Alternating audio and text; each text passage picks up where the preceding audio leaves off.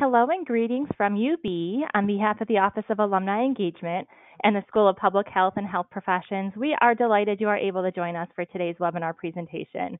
My name is Christy Fields and I manage the Alumni Lifelong Learning Program here at UB. I am also joined by my wonderful colleague Joy Rona, who will assist in monitoring any questions. We are both so grateful you are able to join us today, and we hope you and your family are staying well.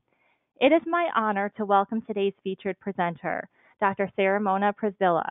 Mona is a public health interventionist with training in HIV, STI prevention, substance use, and mixed methods research.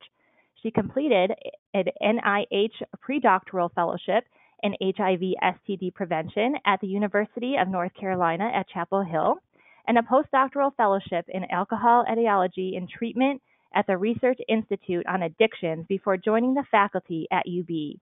She is currently the Assistant Dean, Director of Undergraduate Public Health Programs at the UB School of Public Health and Health Professions, as well as an Assistant Professor in the Department of Community Health and Health Behavior.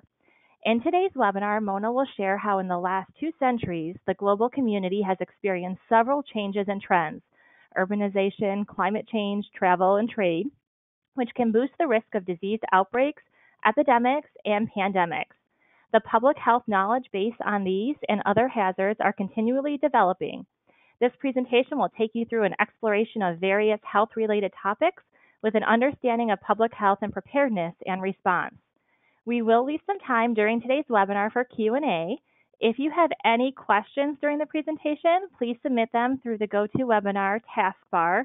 There's going to be a question section on your screen, and you can chat those to us at any time. Mona has also shared a few documents. You'll find those in the handout section of your GoToWebinar control panel. Make sure you download those during today's presentation. And then in addition, we will be recording today's session, and we will send you all a copy in the next 24 hours, so keep an eye on your email. With that said, it's my pleasure to turn it over to our featured presenter, Dr. Sarahmona Przybyla. Thank you so much, Christy, and welcome. I'm really looking forward to our time together this afternoon to talk about a topic that's certainly important in terms of where we are in present day terms. So Christy, I'm having trouble advancing my slides. There we go. Okay, so here's just an overview of how our presentation is going to work today. This is actually a way for me to frame this talk. It has to do with a course that I'm actually teaching this current semester. It's called Pub 400, CHB 500. I'm then going to walk you through an analogy that's frankly been kind of my compass over the last 9 months or so. And then what we're going to do is spend our time walking through 4 different pandemics over the last 100 years or so. And in each of those pandemics, I'm going to talk to you a little bit about some lessons learned in the public health community. So as I begin, when we experienced this pandemic and things were kind of really starting in the spring semester, the dean had approached me and said, you know, what do we have in our undergraduate public health curriculum that pertains to public health preparedness and response? And the short answer was we didn't have much. There was some pieces in different courses, but there wasn't a full-fledged course all on preparedness and response. And so she said, well, I'd like you to teach it. And so with a little bit of trepidation, I took on the challenge, but realized that this is a really great opportunity for us to be able to teach students about pandemics while they're living one. So the idea also was that the ways that we are talking about public health, the terms that we're using in my discipline, we use all the time. But in the general public, this is part of our conversation, especially with features in news stories and social media posts about public health practitioners and researchers in a new way. And so I spent all summer thinking about how to recalibrate how I approach my teaching. So I'm an HIV researcher, a substance use researcher by my training, but I wanted to make sure that I didn't reduce this class to only be about infectious diseases or outbreak investigations. And this pandemic has certainly taught us that public health affects all segments of our population and every aspect of our society. It's not just about health, but it's also about economics and politics and the way that we are a social community. The students in my course are both undergraduate and graduate students. The majority of them are either public health minors or majors for the undergrads. The majority are Masters of Public Health students for the grad students. But I've got representation from all 3 campuses, which I think is really valuable, and it demonstrates that you know, there's lots of ways that different disciplines can think about the way public health prepares and responds to disasters and other natural and man-made events. but it's really been great to engage with the students. For those of you who are alumni, I think it's important for me to let you know that I've been incredibly impressed with the perseverance of the students, their creativity, their innovation. They've really been a pleasure to work with this semester. So the final point that you see here is that public health is about us. This isn't just about understanding an exposure to a disease. It's about the interconnectedness of our social community. And so I realized that this pandemic has affected my teaching in ways that I probably hadn't anticipated, and that it's likely that COVID will continue to change the way that I teach about public health. So I'm going to tell you a story of a roller coaster story, and this is really an analogy that I've been using over the last several months. So for those of you who are from Western New York or who currently live here, you might remember an amusement park called Fantasy Island in Grand Island. I remember at about the age of 5, I was in Kittyland and riding my first roller coaster. I'm one of 6 kids, and so 4 of my siblings are older than me. And I remember standing in line being scared to death, being really worried about riding this thing. And a way to manage my stress and my anxiety was to watch the ride for those who were riding it before me while standing in line. And what helped me in that age was to see the patterns, right? Recognizing when the ride would shift left or shift right, when it would go up, when it would go down. There was a sense of comfort and ease and having a sense of predictability for the ride. I now have a 5-year-old, and so it's interesting to imagine myself in the way he views the world right now. I then graduated. I moved up to Darien Lake as an adolescent, and the image that you see here on the left-hand side of the slide is the Viper. I remember vividly again standing in line as an adolescent, probably with some friends, but likely also some siblings who were probably teasing me because I was scared about this ride. But again, I used those same principles I had used at Fantasy Island. I looked at this thing and I watched it. I counted the number of seconds from the moment that car left the station to when it returned to get an idea of how long the ride was.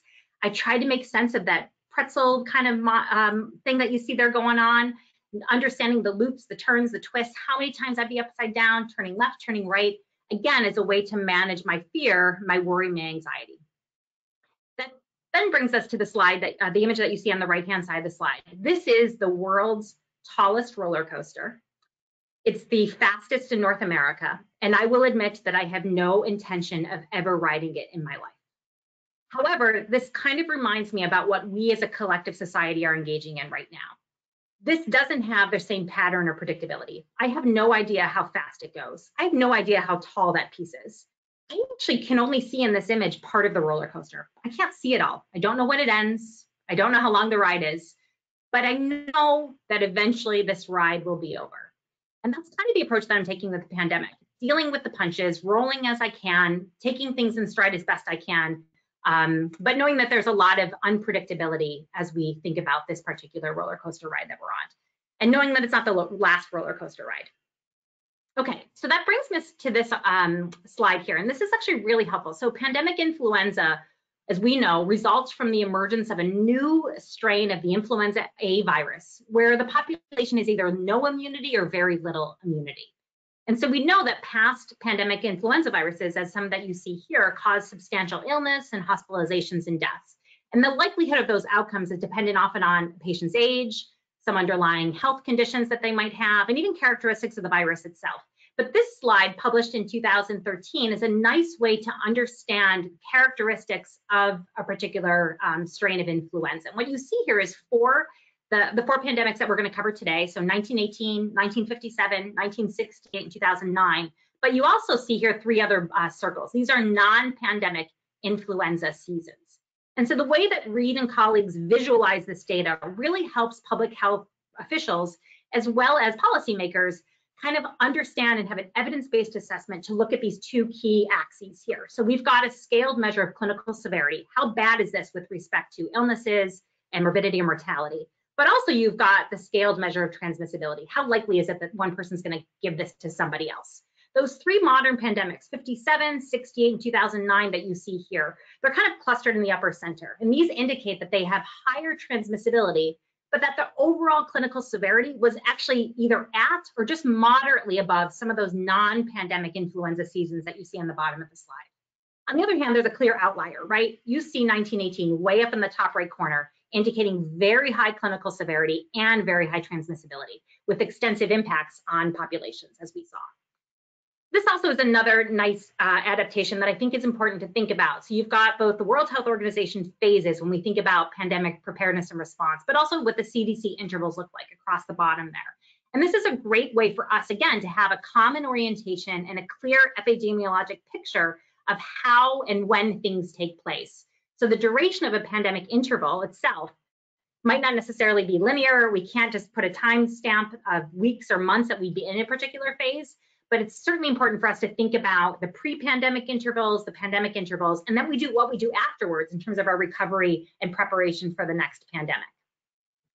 I also wanted to just quickly show you this slide. So when y'all heard the term flattening the curve months ago, that was new language for many in the general public. But in the public health community, this is something that we've talked about for quite a long time and we teach about in our courses. So this publication actually came from the Centers for Disease Control and Prevention in 2007. And this idea is something that's not new. This is something that the public health community has been thinking about when we consider strategies to mitigate the effects of the pandemic, not only for just slowing the acceleration of cases, but being able to think about the complicating health effects that might occur. All right, so that brings me to just kind of a historical timeline. We know that influenza pandemics have occurred at kind of irregular intervals since as early as the 9th century. Now, the signs and the symptoms tend to be pretty consistent. Things like respiratory complaints or fevers or muscle aches, those haven't really changed. But the deaths have certainly been different. The mortality, we know that younger people and older people tend to be harder hit, particularly those with compromised immune systems, pregnant women, for example. And so what you see here on that slide is really in the era before we had rapid intercontinental travel. So basically before the mid-19th century, you certainly knew that pandemics happened and they were widespread, but they tended to stay within a hemisphere. They didn't kind of cross. And then you, of course, see that that changes once we're talking about 1900s on. Okay, so let's talk about the story of 1918. This was the infamous Spanish flu.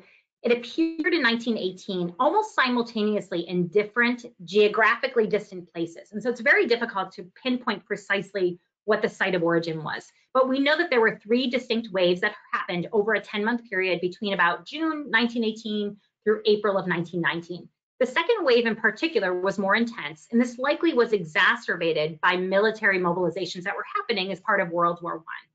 The estimates suggest that about 30% of the global population was infected, so about 500 million people, about 50 to 100 million deaths globally. Here in the United States, about 675,000. Though we can't pinpoint the exact location, we probably recognize now, and thinking about this and doing more research and looking at the historical data, that this virus was probably silently spreading around the world before 1918. But it didn't really reach pandemic levels until 1918. And so the realities of just having large urban populations really helped to facilitate the spread. It's important to also know that genetic sequencing studies have been done from cases of deceased individuals from as far as London to Alaska, and they really show little to no genetic variation. So we likely can confidently say that this is the same virus that was spreading globally. The question that we often ask then as public health is, well, were we ready for this thing? We know that influenza pandemics can vary from mild to severe, but we know that 1918 was certainly unprecedented, not only for how quickly it spread, but how severe it was, particularly with respect to mortality. It's very likely that the reality of what was available, even in the public health toolbox a century ago, likely contributed to the morbidity and mortality that we saw. Here, even in the United States, you hear stories about Philadelphia, for example, that experienced 12,000 deaths in their residents in about a 6-week period. And we had very little countermeasures to be able to mitigate the global spread, to be able to prevent new infections, or frankly, being able to actually do anything with respect to treatment. In terms of those contributing factors, some of the key ones to kind of keep in mind, right? We have no diagnostic tests available at this time. There's no vaccine available. There's no antiviral meds to reduce either the severity of symptoms or their duration. And the critical support measures that we use in hospital settings now aren't available. There's no such thing as ventilators at this time, right? We also know that the viral transmission was probably also facilitated by overcrowding, right? So where people live, especially with regard to military training camps, and also in major cities where people are densely living, and those tight living quarters can certainly facilitate that spread of the respiratory disease. So the conditions that folks were living in were certainly different from where we are in present day terms. As is almost always the case with communicable diseases, we know that individuals who are poor, socially disenfranchised, malnourished, or those who are living in crowded living conditions are at higher risk of death. And that certainly was the case when it came to 1918. But a lesson that I think we often don't really talk about so much is that a lot of the influenza-related deaths from 1918 weren't in fact due to influenza itself, but rather to the complicating secondary bacterial infections that individuals would succumb to. And so it's very likely that the mortality rates that I showed earlier probably would have been significantly lessened if it had not been for those secondary pneumonias that were really severely impacting communities. So what did we learn? What happened after 1918? Some of the biggest improvements that we saw were with respect to diagnostics. So the influenza virus was actually clinically recognized in 1931. So this is a way to actually being able to diagnose the virus itself. And now we have a whole wide host of laboratories that we have available to confirm infection. We've got some really cool high-tech PCR testing, for example, to be able to really help quickly and accurately detect a case as well as a non-case of influenza infection. Similarly, we've got vaccines, right? So the first clinical trials of vaccines were really happening in the 1930s. By 1942, really large studies were being done of vaccines. And so we can now confidently say that the most important step that we have in our public health toolbox in terms of preventing influenza is to get vaccinated. And so we know now that the U.S. Advisory Committee on Immunization Practices has recommended annual flu shots for everybody if you're age 6 months or older. The other big key thing with respect to post-1918 is having more ways to treat infection. So the first drug that was approved for the treatment of influenza was approved in 1966. Doctors have a whole host of medicines that we can now use, not just for treating influenza, but also treating those secondary bacterial infections that I had mentioned. Big changes also happen in healthcare infrastructure. We know that the hospitals were overwhelmed when it came to 1918. And so frankly, all that they really had was being able to do things like supportive care. And so now that we've got intensive care units and ventilators offering critical respiratory care, those medical advancements can't be understated. And then finally, the big one is PPE, something again that we hear a lot about. So having healthcare professionals being able to reduce their risk by having access to gowns and gloves and goggles and face shields to really reduce their exposure to respiratory viruses in a clinical setting is certainly important. Hospitals, again, being able to be prepared as best they can. So what was, I think, interesting about 1918 that you might not know is that government officials actually were pretty quiet about what they were willing to share. And so much of the communication between states or even at the federal level was stifled, many say as a result of the federal government not wanting to appear that their war efforts might be compromised with respect to 1918 and World War I. And so we now have definitely much improved coordination and integration of communication at both the World Health Organization level globally, but also here domestically with the Department of Health and Human Services. The other big piece, of course, has to do with this is countermeasure stockpiles. So having access to medicines, ventilators, PPEs, and other supplies, being able to make sure that we are prepared not only for pandemics, but also natural disasters in the event of some type of public health emergency where local communities might have their sources depleted really quickly. There's this way that we've got a strategic national stockpile to be able to provide support when needed. Okay, so what are the lessons learned? So we know that this infected more than 30% of the global population. We had a substantial number of deaths. And a lot of people will say, well, because of the time and place in history 100 years ago, we have advanced so far in medicine and public health, there's no way that this would happen again. And in some ways you might say, well, here we are today, right? So I think there's a couple of things that to kind of keep in mind. Public health emergency community responses to either outbreaks or even pandemics demonstrate the critical shortage that we have with respect to personnel and resources here in the United States. And a lot of that is actually exacerbated with a reduction in funding for infectious diseases. We also know that health departments face incredible challenges when it comes to their responsibilities, especially in light of decreased funding. There's not much margin of error that we have in the event that we get another pandemic, right? So making sure that we're thinking about how to prioritize our resources. The other thing that I want you to kind of think about is is there something unique to place and time with respect to 1918 that, things wouldn't be so bad if this were to happen again? And there's two things I really want you to kind of keep in the back of your head. So first, the world's population in 1918 was only 1.8 billion people. In addition, most people lived in rural areas.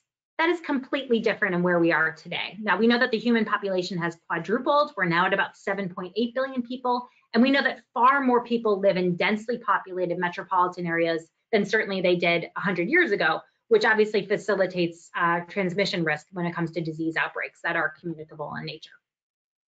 That then brings me to our next pandemic. So we're going to talk about 1957, but before they do that, I want to tell you the story of Maurice Helleman. He was driven and opinionated and not necessarily always politically correct. He was actually born in 1918, interestingly, during the 1918 pandemic. He showed a strong aptitude for science as a young boy. I'm an HIV researcher, I study STDs. He actually was the scientist who realized that chlamydia was caused by a bacterium, not by a virus, treatable and curable with antibiotics. He started his work after completing his doctoral degree at University of Chicago. He developed his first vaccine, and it was against Japanese encephalitis virus, which at the time was the most common cause of encephalitis in the world. The vaccine ended up being used in World War II to protect US troops.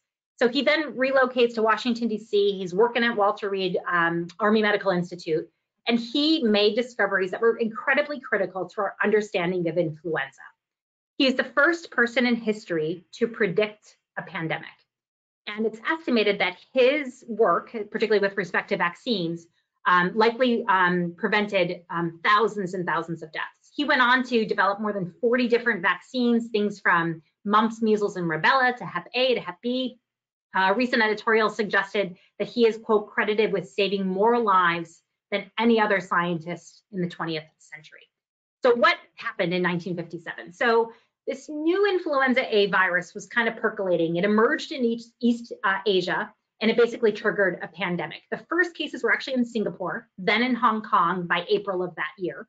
And then cases happened here in the United States that summer. Globally, the deaths were over 1 million people. Here in the United States, 116,000. But the weird thing was that we weren't quite sure if in fact this was a new pandemic strain or whether it was simply a descendant from 1918 in that particular virus. Now, worldwide surveillance for influenza in 1957 certainly looks different than it does today, but we had key laboratories in different places across the globe where we had attentive investigators, including Helleman, who were trying to figure out what this was. And so quickly, the scientists realized that this, in fact, is a new strain of an influenza virus that is circulating globally. So the story goes that it's April 17th, 1957. Helleman is sitting in his office at Walter Reed Medical Center reading the New York Times, and he sees this story about an influenza outbreak in Hong Kong. Now, at the time, the story says here, there's 250,000 residents who have been infected. That's about 10% of Hong Kong's population. The story goes that Helleman put down the New York Times, stood up and screamed, "My God, this is the pandemic, it's here." He quickly got to work, started spreading communications, basically saying a pandemic is coming, it's going to hit the US. And a lot of times folks didn't frankly agree with him. How is this thing in Hong Kong going to ever get to the United States? He also wasn't necessarily one to follow chain of command, even though he worked in an Army medical center. He connected with his colleagues that were in Japan, got hold of a sample from a Navy serviceman who had a mysterious flu-like illness. The sample got sent to his lab in DC, and he worked with his team to isolate the virus, realizing that this is a completely different strain of the flu. And the key was that few people had any antibodies to it. He had a really tough time convincing experts in the public health community here nationally that this was a problem, that this is actually going to be a threat to the US. But he predicted that it's going to hit the US by September when schools open. He basically bypassed lots of systems. He connected with 6 different companies that produced flu vaccines here nationally and said, you got to get to work on this. Now, the good news is flu vaccines had already been available since the mid-1940s. So these pharmaceutical companies weren't necessarily starting from scratch. But he said, if there's any chance of saving lives, we've got to get to work right now and convince these companies to first make and then distribute these vaccines in about a 4-month period. And miraculously, they were able to do it. So the first vaccine lots were available by June of that year. Vaccinations themselves started happening in July. As Helleman had predicted, the pandemic hits here in the United States in September. 40 million doses of this particular vaccine that you see here on the slide were distributed over a 3-month period. Now, again, the way that vaccines get approved certainly are different nowadays with some of the FDA guidelines and such, but Helleman predicted spot on that the pandemic would hit this country. It in fact did, right when he had anticipated it would, but the country was ready with the vaccine. And so many experts believe that many lives were saved as a consequence of Helleman's work. So what did we realize in terms of this opportunity? So 1957 was really an interesting time. So we realized in the public health community, influenza really isn't maybe all that bad. They're going to have mild symptoms. They're not going to be so bad. Maybe quarantines are impractical. And so frankly, here in the United States and also in the United Kingdom, there wasn't a lot of efforts that were made to mitigate the spread. There weren't things like border checks. There weren't things like strict isolation procedures. And the opportunity to vaccinate, I think, was in some ways a game changer of how we saw the 1957 pandemic. Ultimately, a few years later, the US Surgeon General basically recommended annual influenza vaccinations for many people, often as a direct result of Helleman's work and the success stories that we experienced. Okay, so that then brings us to 1968. Before I talk about the pandemic, 1968 is remembered for the military conflict in Vietnam, for the assassinations of prominent leaders like RFK and JFK, for the Civil Rights Act, for peaceful public demonstrations against racial discrimination here in the United States. But what is probably remembered less frequently is the 1968 H3N2 pandemic. And although the morbidity and mortality associated with this pandemic it pales in comparison to 1918, the ongoing impact of influenza virus on public health has certainly been profound. So this particular pandemic was caused by, again, an influenza A strain, 2 different genes from the avian influenza A virus. And so it first noted here in the United States in September of that year. Globally, there were about 1 million deaths, domestically about 100,000. Most of those excess deaths were, in fact, people over the age of 65. But we know that this particular virus continues to circulate worldwide as a seasonal influenza virus. So let's tell you a little bit of the background, how this story actually happened. So typically, there's 2 different influenza seasons that tend to happen in Hong Kong. Usually it's January to March or so. And then another one happens usually in the summer months, July, August.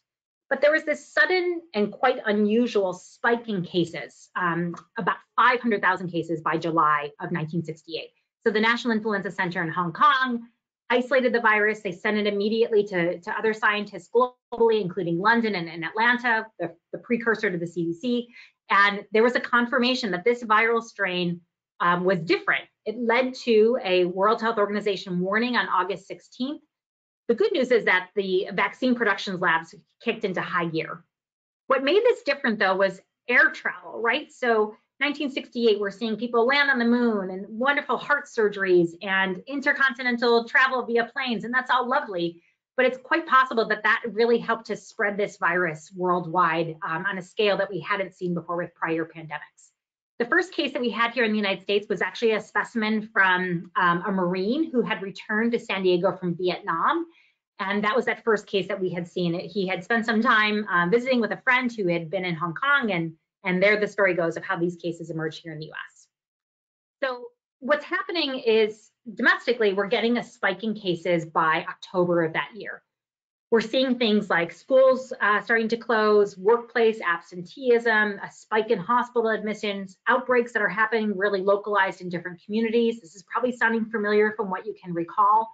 The first real civilian outbreak actually happened in California, and the cases kind of spread from west to east, depending on whether you got a mirror image of me. I guess it depends which way my hands move here.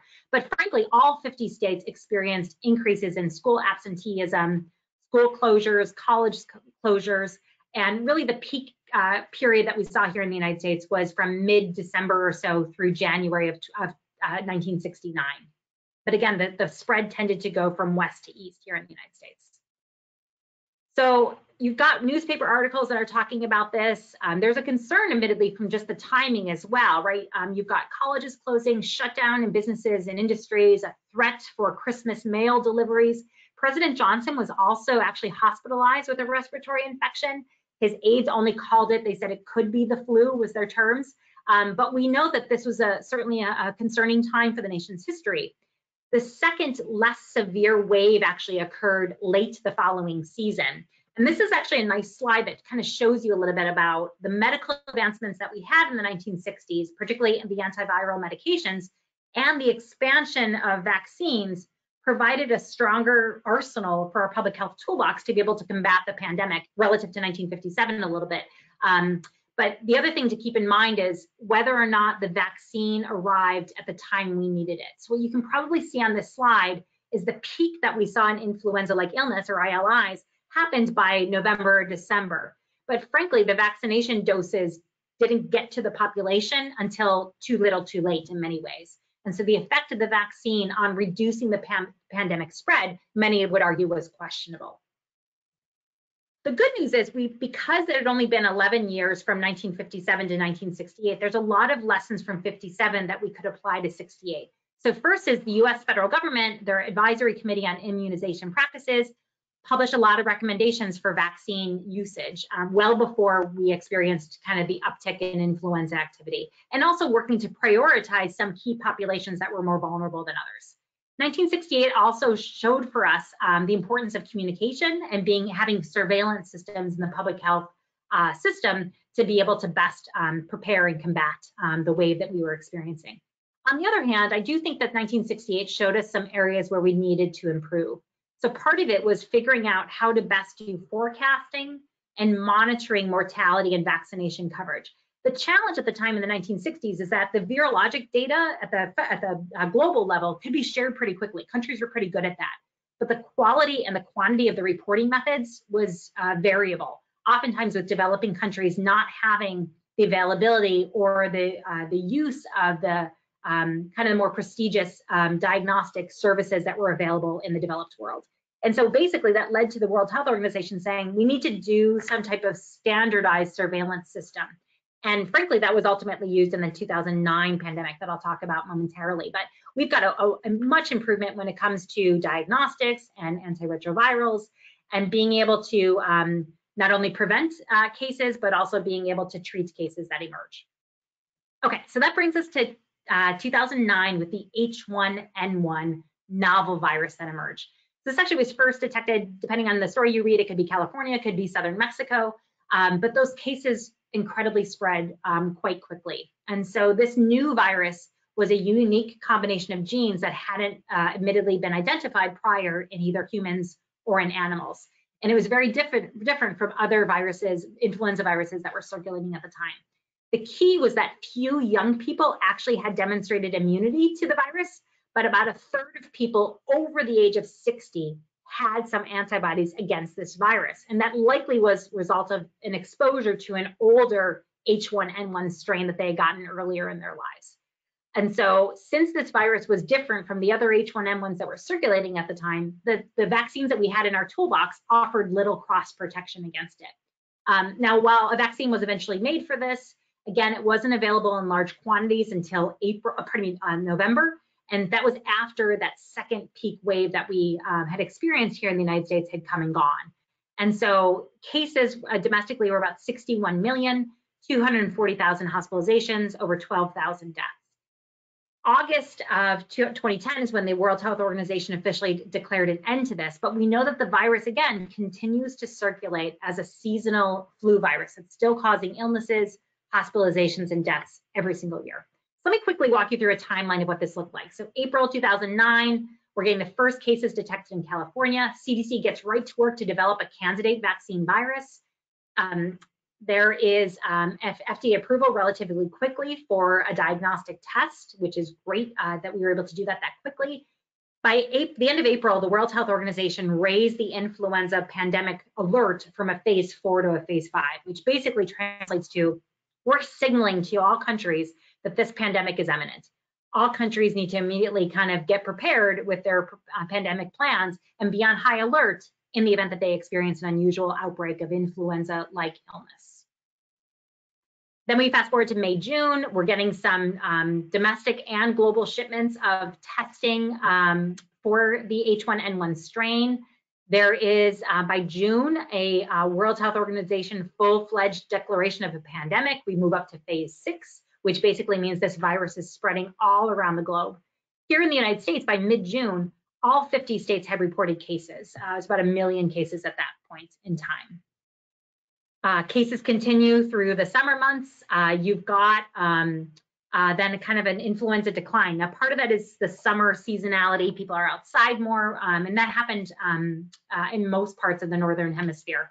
But clinical trials are beginning by July, which is great. And then that second wave hits by August. Testing is continuing to really ramp up through the month of September. By mid-September, the FDA approves 4 different H1N1 influenza vaccines. The first doses are given in early October, and then that second wave hits by late October. So it's kind of reminding me in some ways of where we are with this fall in our own experiences. By late December, there is about 100 million doses of the H1N1 vaccine that are available for ordering. And by late December, the federal government basically says anybody who wants a vaccine can get it. That definitely happens in 2010. So we're seeing a decline in cases that are happening. The President of the United States actually observes the National Influenza Vaccine Week, encouraging all Americans to get vaccinated.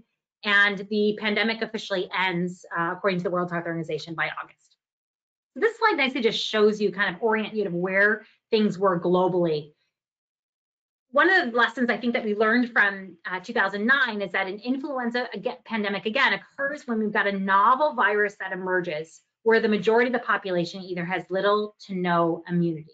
And so the lessons that I think we learned from 2009 is the importance of having a flexible approach with respect to non-pharmaceutical interventions. So these are things like the procedures that we do now, right? Things like social distancing and washing one's hands and some of the protective behaviors that we do.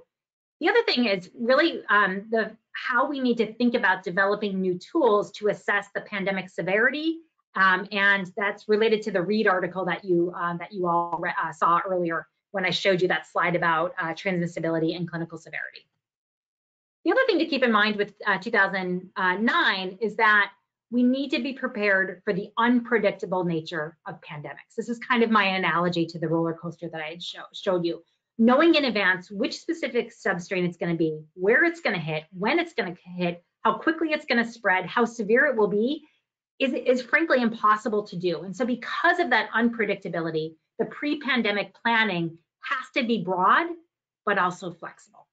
And so the reality was that what's happening here in the US government is that we thought that the next pandemic was going to be like 1957. The widespread assumption was that it was going to evolve from a highly pathogenic virus like 1957. It was probably going to emerge overseas, which is going to give us a little bit of time to prepare here domestically with our response. And frankly, that's not what happened. It ended up being a novel H1N1 virus, not the H5N1 virus, which is what was anticipated. And it emerged in either California or southern Mexico. It was close to home. And so although this pandemic was relatively moderate with respect to morbidity and mortality, we know that severe outcomes certainly happened. Again, the vaccine distribution and administration process is certainly important. And so we're trying to continue to accelerate that, keeping in mind, reaffirming the importance of those non-pharmaceutical interventions in the early stages of a pandemic. So public health is something that is talked about in ways that it hadn't been before. And so again, as I mentioned, public health officials are in the news daily.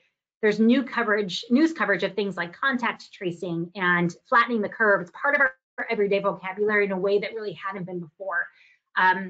The way that I think about how we approach future public health practitioners and researchers is to encourage them to be strong leaders, thinking about how to be effective and innovative. We know that surveys of local health departments have consistently demonstrated the need for leadership, especially with respect to epidemiologists and disease intervention specialists. We also know that the size of local health departments are shrinking with respect to workforce.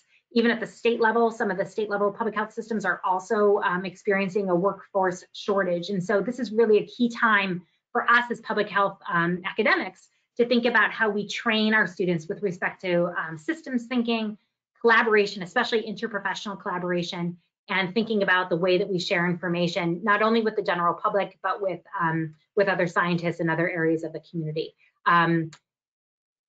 I've given you 3 suggested readings that I think will be helpful.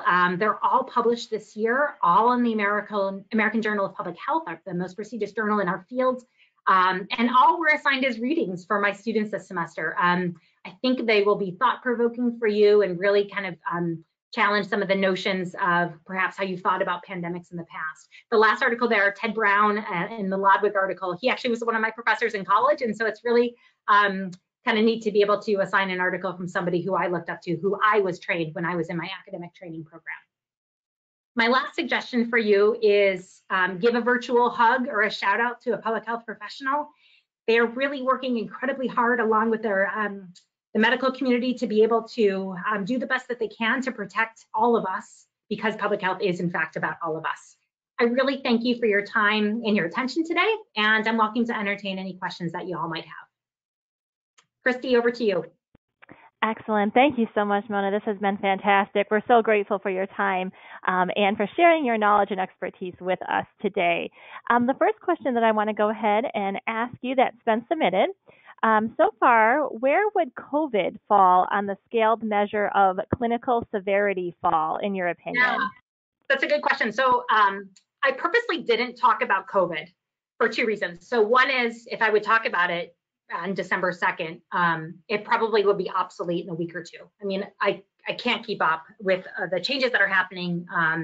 And so I didn't want to spend too much time on it specifically, but rather that you all as audience members can listen to experiences and lessons learned from these 4 prior pandemics to draw parallels to present day experiences. I think the time will tell, right? So part of it is the clinical severity very likely looked different in March or April relative to today. Now, part of that's because we didn't know what it was, right? So, and the tools that we had to be able to treat it, even the antivirals that were available, or even just the new ways that we treat disease is certainly different than it was in the past. So the clinical severity, I think the jury is still out. I think we'll have to wait for the pandemic to end to be able to then compile the data to figure out where that is.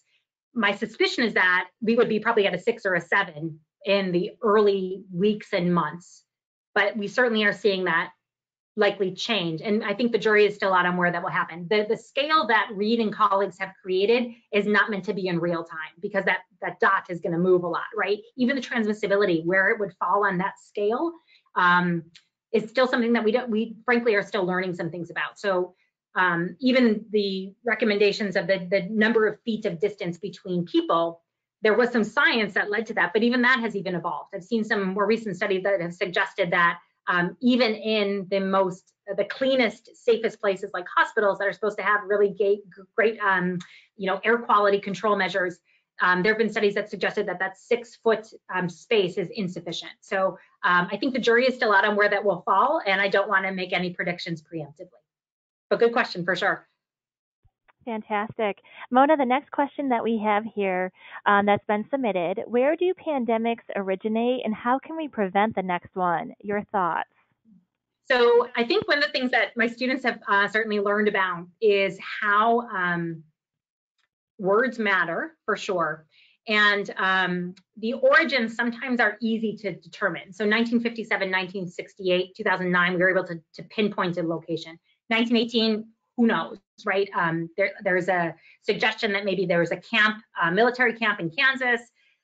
There was the French countryside was another location. There was some talk that the US federal government was pretty irritated that Spain didn't pick a side when it came to the early days of World War I. And so because they were kind of staying neutral, and then the Spanish king actually was infected with presumably the influenza strain, that the term Spanish flu was then kind of a shot at Spain for not participating in World War I in the way that the US government would have liked them to. So in many ways, we can sometimes pinpoint the exact origin, but other times, frankly, it doesn't matter if it spreads so quickly, right? So does it really matter where it started if it comes out to, spreading rapidly to multiple places? So I think the suspicion in for many folks is that because we've seen a historical pattern of the last few pandemics emerging in East Asia in particular, there's a suspicion that there likely will be another one that would emerge there. A lot of it has to do with the fact that there's 3 different types of influenza, A, B, and C. C seems to be the least problematic when it comes to morbidity and mortality, but it's a lot of it is just an art and a science of being able to do those predictive patterns to see what's going to happen next. And that's where my point that I tried to make about why our pre-pandemic planning needs to be broad, but also flexible. And just when this pandemic ends, it's not like we stop and go do other things. We've got to be planning and preparing for the next one as best as we can as a public health community. Excellent. Mona, this next question, I'm going to read it slowly for you. It's a little lengthy, so I'm going to go ahead and read it for you. What are your thoughts regarding the unfortunate politicalization of public health recommendations and management today? And are there any lessons we can learn from pandemics in the past regarding effective communication strategies for public health recommendations today? Yeah, I mean, that's a really great question. So the first of the 3 articles that I had provided for recommended readings includes an article by Parmet and Paul. They're both actually, I believe, in the law school at Northeastern. And it's really great to assign articles written by people who are not necessarily public health practitioners or researchers. So they argue that there's 3 leading threats to global health and that they are all attitudinal in nature. So the first one, as they argue, is hubris. It's this concept of having excessive self-pride or confidence. And so while it's true that we live in the age of pandemics, in the age of vaccines, and we've got antibiotics and all these great high-tech medicines in our toolbox, we know that that's not distributed equally based on where you live. So we know that healthcare infrastructure looks very different in the developing world compared to the developed.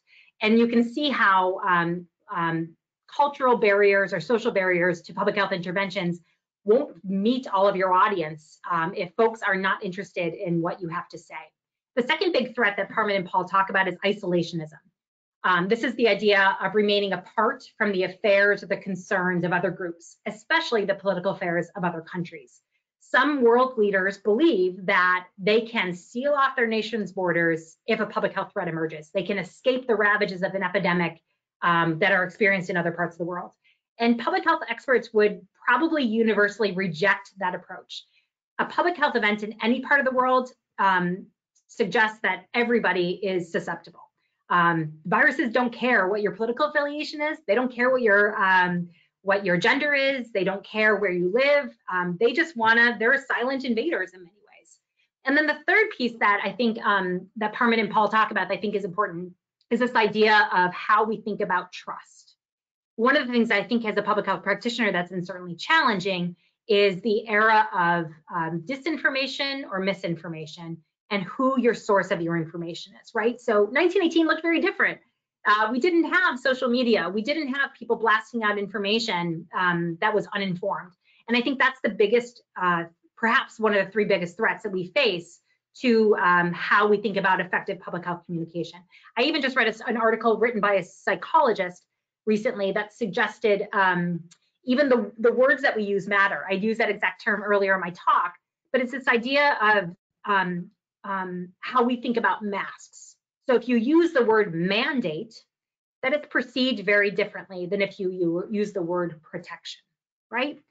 Mandate sounds punitive, it sounds uncomfortable, and people might resist the word mandate. On the other hand, the word protection might be perceived in our brains differently, and that we are more likely to subscribe to the recommendation just based on the words that we use. And so that I think is going to be a continuing challenge for our new administration coming in January of how to best think about the approaches that we use and frankly, the words that we use. My second slide, I think, had the statement, public health is about us, right? It's not about just me, it's not about just you, it's about us as a community. And I think that's something that's really difficult to do, especially with respect to that first threat that Parmet and Paul would talk about, which is the idea of hubris, this idea of excessive self-confidence or self-pride. Fantastic, Mona. Thank you so much. Really appreciate this time you spent with us. As we approach the top of the hour, I do just want to say thank you, not only on behalf of the Office of Alumni Engagement, but the School of Public Health and Health Professions. A really big thank you and a virtual hug to you for all of your time today, sharing your knowledge and expertise. As a reminder, this webinar has been recorded. We're going to send you all the link within the next 24 hours. We do want you to save the date for next week's webinar Wednesday. We're going to welcome back UB alumna and Master Certified Life Coach Linda Bucher. And Linda's topic is titled Moving Forward 101 and How to Move Through Uncertainty. Some more information on all of our upcoming webinars, as well as our webinar archive library, where you can also find today's recording from Mona, can be found on our webpage. And we'll also include all of these links in the email that you'll receive tomorrow with the recording of today's session. So with that said, I'm going to turn it back over to Mona for any closing remarks.